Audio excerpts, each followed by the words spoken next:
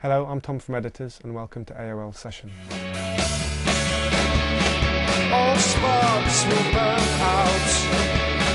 All sparks will burn out. All sparks will burn out. We were labelled the gloomiest band in Britain, and I was called the Gangly Gloomhound by a certain enemy, or by the enemy, bless him. I don't know, I think as time's gone on, people have realised that there's more than just the darkness of the record. You know, there are big songs on it, and there are songs that are connecting with people, not because we're a bunch of miserable gits, but because they're big, melodic, and there's hope and optimism as much as there is the darker side of stuff. So, but yeah, when we're not on stage, we're very normal. We like to go out, we like to go to the cinema, read books, or be stupid. It's we're like I said, we don't lock ourselves away from daylight, and we're not in, people call us indie goths, and I don't even know what that means. People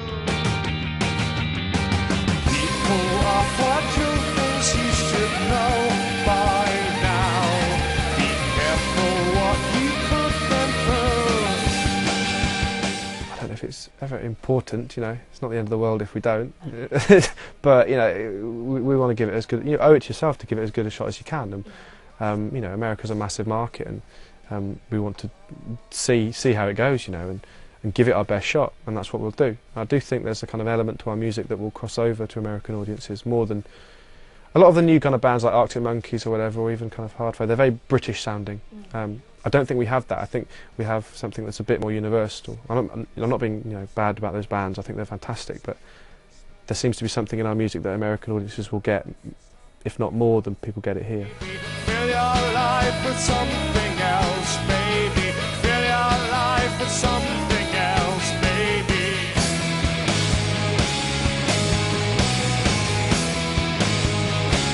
If Preston wanted to go in the Big Brother house, that's fine. He's a fan of the show. He wanted to do it, but there's no way you can take him seriously as a musician anymore. It was a disgrace that the NME put him on the front cover for being in Big Brother house. They should be taking the piss out of people to do that programme, not putting them on the front cover.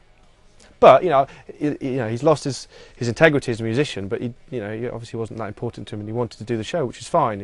I choose not to watch it, and I choose not to care about it. And the last thing every time I read something in the paper, he's there now, and suddenly their single "Boys Will Be Boys" is back in the chart and stuff. And I don't know, I couldn't be in his band. No.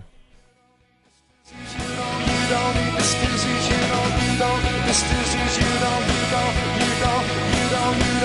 stoozies, you don't need the stoozies, you don't would you? It's definitely changed the whole music kind of the way music's distributed, the way people discover it, the way they buy it, the number of bands that they're exposed to. The internet has changed everything. Yeah. The way the chart is now, it's moving, it's evolving, it's never going to stay static. Things change, and it's changed the way that the way I just said. So yeah, it's great. People can hear our music sat in Peru somewhere on the internet. It's brilliant.